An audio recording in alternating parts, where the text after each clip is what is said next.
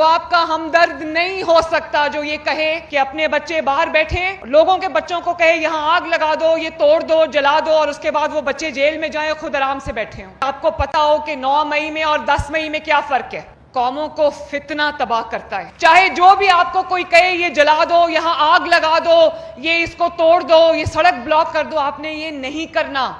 کیونکہ یہ سڑکیں بھی آپ کی ہیں، نواز شریف صاحب نے جو موٹر ویز بنائی ہیں وہ بھی آپ کی ہیں، یہ جو ملٹری انسٹالیشنز ہیں وہ بھی آپ کی ہیں۔ آپ سب تاریخ بھی پڑھتے ہو،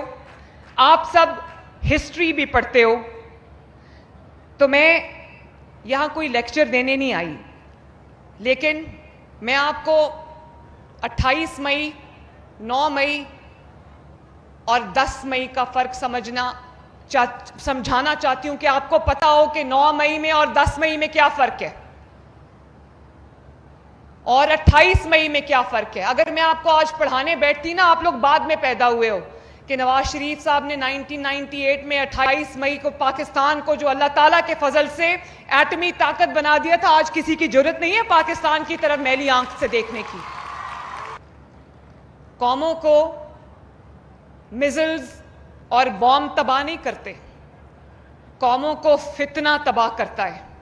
قوموں کو ان کے نوجوانوں کو غلط ڈگر پہ، غلط راستے پہ ڈال دینا تباہ کرتا ہے۔ انہوں نے ابھی کہنے کو وہ بہت بڑا ملک ہے، لیکن ان کے جو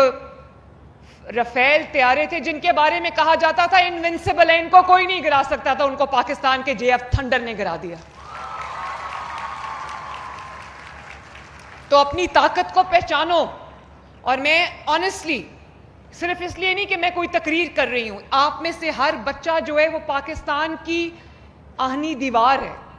اور آپ کو یہ دیوار بننا چاہیے۔ جو آپ کو یہ کہے کہ اپنے ملک کے خلاف قدم اٹھاؤ، آپ نے کوئی قدم اپنے ملک کے خلاف کبھی نہیں اٹھانا۔ چاہے جو بھی آپ کو کوئی کہے یہ جلا دو، یہاں آگ لگا دو، یہ اس کو توڑ دو، یہ سڑک بلاک کر دو، آپ نے یہ نہیں کرنا، کیونکہ یہ سڑکیں بھی آپ کی ہیں، نواز شریف صاحب نے جو موٹر ویز بنائی ہیں وہ بھی آپ کی ہیں، یہ جو